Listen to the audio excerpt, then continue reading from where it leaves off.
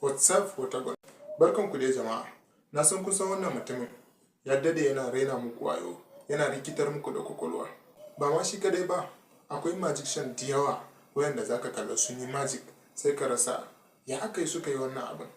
Ni ma ina daya daga cikin su. Na kai shekaru sama da 5 ina yin magic videos, saboda haka ina da kwarewa sosai akan abin. Kuma zan fara tona wa mutane irin su Nigertricks asiri. Yawancin mutanen arewa suna bani mamaki. Sai ka kalla mutum ya fito ya yi wani abu a cikin bidiyo, abin da bai taka karya ya karya ba. Sai ka kalla mutane suna ta mamaki. Ka shiga comment ka kalla, kai masafi ne, wannan rufa ido ne, da sauransu da sauransu. Kamar yanzu wannan bidiyon nashi, mu kalla tare.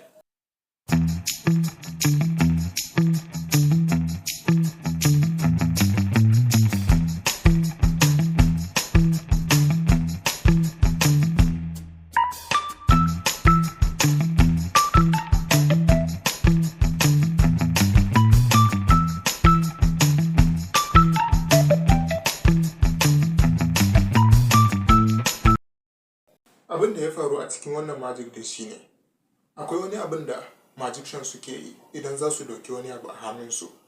Sai ka kalla kamar sun dauki abin, amma a zahiri ba su dauki abin ba. Abin yana a hannunsu na farko. Misali, wannan coin ne. Gashi nan kamar yadda kuna gani, wannan coin ne. To yanzu idan magician zai dauki wannan coin din a hannun shi, ta yadda za ku kalla kamar ya dauka a wannan hannun shi din, amma a zahiri coin din yana wannan hannu. Ga yanda suke yi, za su rike abin haka kamar yadda Nigertricks ya rike yanzu. Idan suka rike haka sai su yi haka. Idan suka yi haka, tunaninka idonka zai nuna maka cewa babu sun dauki coin din a wannan hannu. Gashi nan. Idan suka yi da sauri sai ka kalla babu an dauka. So coin din kuma yana wannan hannu. Sai su yi haka. Idan kuka lura da ya yi haka din ya dauka, wannan hannun shi din ya saukar kasa. Ya saukar da hannun shi din kasa don ya samu ya jefar da abin. So ya yi haka, ya yi kamar ya dauka, sai ya haka. Yayin da yana haka hankalinka zai zo nan wajen. Shi kuma a wannan lokacin ne ya samu ya jefar da shi a kasa.